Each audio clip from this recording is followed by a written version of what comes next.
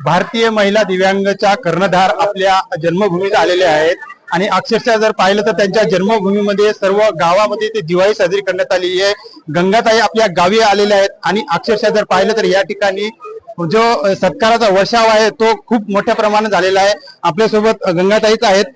ताई, आपण आपल्या जन्मभूमीत आलात, मोठ्या प्रमाणात सत्कार स्वागत झालेले आहेत, काय वाटतंय का? मी असा कधीच विचार केला नव्हता की माझ्या गावात आणि माझेच लोक माझा एवढा मोठा सन्मान करतील, तर त्याबद्दल मी सर्व गावकऱ्यांचे खूप खूप आभारी आहे। पालकमंत्री आले होते, आपल्याला काय आश्वासन दिले, काय?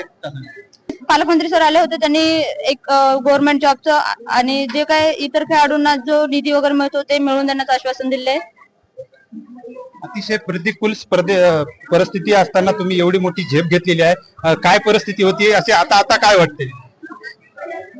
माझी परिस्थिती तर एक सर्वसामान्य, कारण माझ्या कुटुंबात आम्ही 8 बहिणी, एक भाऊ आणि आई वडील आहेत, पण आताच नुकतंच मे महिन्यात माझ्या वडिलांचं निधन झालंय। मोठ्या प्रमाणात गावामध्ये दिवाळी साजरी झाली आणि मोठे सर्व गावकरी, मोठमोठे पदाधिकारी, खासदार असतील, आमदार असतील, पालकमंत्र्यांनी यांनी तुमचा सत्कार केलेला आहे, काय भावना आहे, काय सांगा? खूप छान वाटते सर। असं आज पहिल्यांदाच आमच्या गावात कुणाच्या तरी सत्कारासाठी पालकमंत्री, आमदार, खासदार आले। आमच्या गावातील जे नवीन खेळाडू असतील, म्हणजे जे कोणी विद्यार्थी असतील त्यांना नक्कीच प्रेरणा मिळाली असेल। या सर्व कार्यांना श्रेय कोणाला द्या?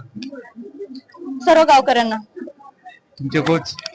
सर्व गावकरी असतील, माझे कोच असतील, cricket association for the blind Maharashtra असेल किंवा cricket association for the blind India असेल, माझी दमानी अंधशाळा असेल, या सर्वांना मी आज जिथे पोहोचले त्या सर्व गोष्टीचं मी या सर्वांना श्रेय देते। तर निश्चितच ताईंना वेळोवेळी मार्गदर्शन करणारे त्यांचे कोच राजूभाऊ शेळके आहेत। भाऊ, काय सांगाल, एकंदरीत एक ग्रामीण भागातली जर तरुणी जर अशा माध्यमातून मोठ्या प्रमाणात नाव कमवलेलं आहे, कशा प्रकारे संघर्ष केला आणि कशा प्रकारे आपण तिला मार्गदर्शन करून या स्टेपवर नेऊन पोहोचलेला आहे?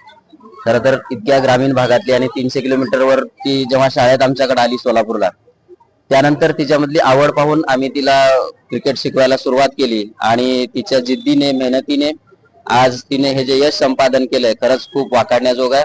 कारण तिने मागच्या 1.5 वर्षामध्ये ज्या पद्धतीने मोठा संघर्ष करून, म्हणजे 6 महिन्यांपूर्वी तिच्या वडिलांना देवाज्ञा झाली आणि त्यानंतरही ज्या खंबीरपणे ती उभी राहिली आणि तिने एकही दिवस न बुडवता, अगदी एक सुट्टी न घेता सलग 6 महिने प्रॅक्टिस केली आणि भारताला विश्वचषक मिळवून देण्यामध्ये तिचं उपकर्णधार म्हणून असेल किंवा खेळाडू म्हणून असेल, हे योगदान अतिशय मोठं आहे।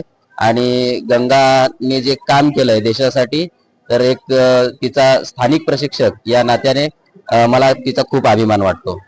निश्चित तर या छोट्याशा फुटाणा गावातून जे आहे गंगाताईने आपलं नाव जे आहे मोठं लौकिक केलेलं आणि या फुटाणा गाववासियांनी खूप असं त्याचं कौतुक केलेलं आहे। त्यासाठी या हिंगोली जिल्ह्याचे पालकमंत्री स्वतः ताईचा सत्कार करण्यासाठी आले होते आणि इथेच नाही तर पूर्ण या गावामध्ये पूर्ण अक्षरशः ताईच्या सत्कारासाठी दिवाळी साजरी करण्यात आली आहे।